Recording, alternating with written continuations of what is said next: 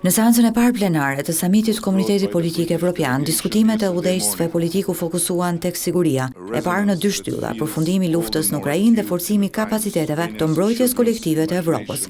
Seanca u drejtua nga kryeministri Edi Rama, i cili sapo fitoi mandatin e katërt me premtimin për të anëtarësuar Shqipërinë në BE në vitin 2030.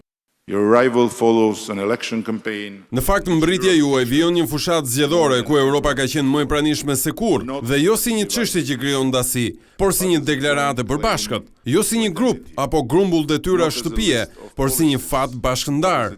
Ja pse është kaq kënaqësi që fushata u përqendrua tek këto fjalë: Europë, identitet, përkatësi e identiteti fitoi më shumë se 52% të votave.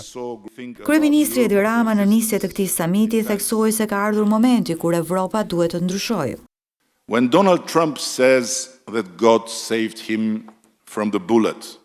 Kur Donald Trump tha se Zoti e shpëtoi nga plumbi, sepse i plotfuqishmi kishte një plan për Amerikën, tha vetëm gjysmën e së vërtetës.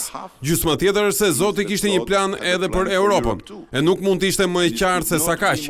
Europa edhe një herë ka një mundësi të dhuruar prej Zotit për të rishpikur veten. Le të sigurohemi që rrugtimi i Europës, i yni në këtë rast, nuk është një rrugtim rrëmbimi si në pikturën e Veronezës, por një udhëtim kthimi dhe rilindjeje. Liderët e Evropës vlerësuan se paqja duhet vendoset në Ukrainë, ashtu si kundër nga ana tjetër theksuan vullnetin e tyre për të rritur fuqinë mbrojtëse të Evropës. Orët e fundit treguan se Rusia nuk e do këtë armëpushim, por trysnia europiane dhe amerikane do ta bëjë këtë.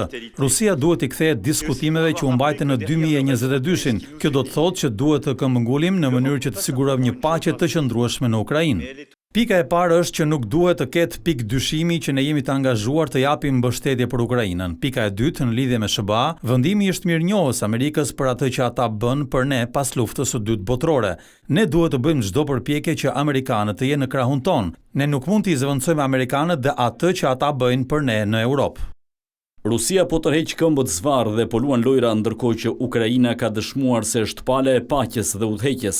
Britania është gati të luajë rolin e vet, dhe kjo nënkupton rritjen e shpenzimeve ushtarake deri në 2.5% të prodhimit të brendshëm bruto deri në vitin 2025. Edhe presidenti i Ukrainës Volodymyr Zelensky bëri apel për paqe nga Tirana. Presioni duhet vijojë dhe të rritet derisa të ketë ecuri. I bëj thirrje Putinin të jap delegacionit të vet autoritetin e plot, pasi duhet i japin fund vrasjeve.